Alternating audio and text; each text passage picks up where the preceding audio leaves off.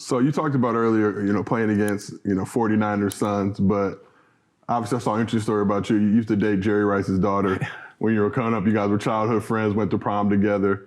So dads can be extremely protective, obviously, of their daughter. So I want to know, what was your relationship like with Jerry Rice growing up? Did he f with you at all? Was he like... Terrified. Yeah, he knocked you down. Terrified of him. Remember the first time I went over, Jerry came out, had his chain on, no shirt, six-packed up, and just gave me a head nod.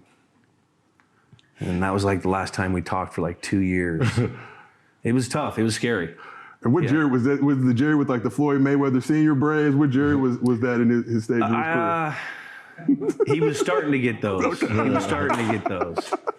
This was Mayweather Senior Jerry. late 90s. Yeah, they were starting to creep. They were starting to creep where they were, getting back there. But it was all. I was terrified, and I have a little girl now, so I understand. So you get it. Little punk little kid coming into the house, thinking he's dating a daughter and stuff. But I'll tell you one thing. When Jerry wasn't there, I was putting on his Super Bowl rings and everything. Yeah,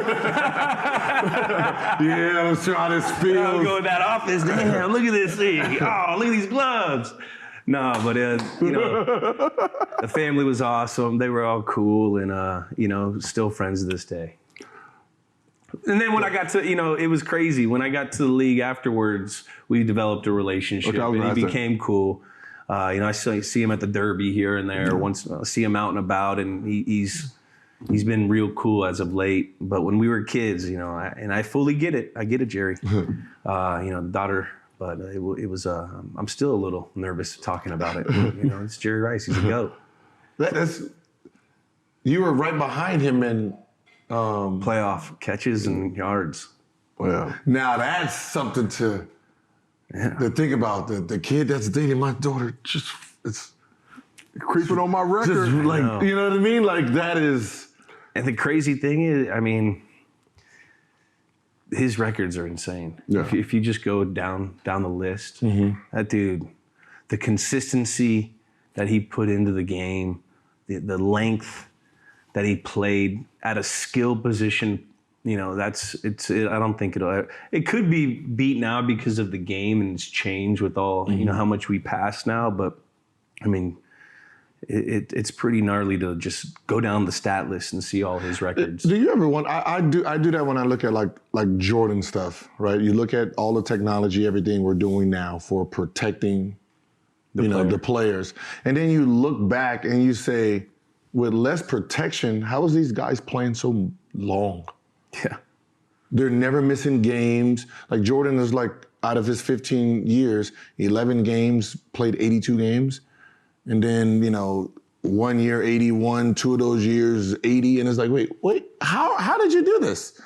Right? And it just makes me think what are we missing that they were doing? Why do they have so much longevity plus us? Versus what we have now.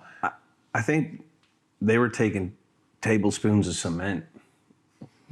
Just tough. Yeah. You know what I mean? And now that you have information on load management and stuff, then it's almost like a crutch. It almost works against you. Yeah, back then they didn't know. They're just like, I'm hurt, but whatever. Let's go out and put the sneaks on and play. It's very similar to football. You look at a guy like Derek Brooks, played middle linebacker for like 15 years, didn't miss a game. London Fletcher didn't miss a game at middle linebacker. These guys that play like that. That's lucky. There's got to be some luck in there, but these guys are also built different. And it could be because they probably hit more, so then they calcified their body. Now we barely hit, so now. Because of the practice rules, because of the lack of hitting in training camp, you only get one padded practice a week. Like these things are starting to see butterfly effects on, in the game. Now a guy gets hit, now he's hurt.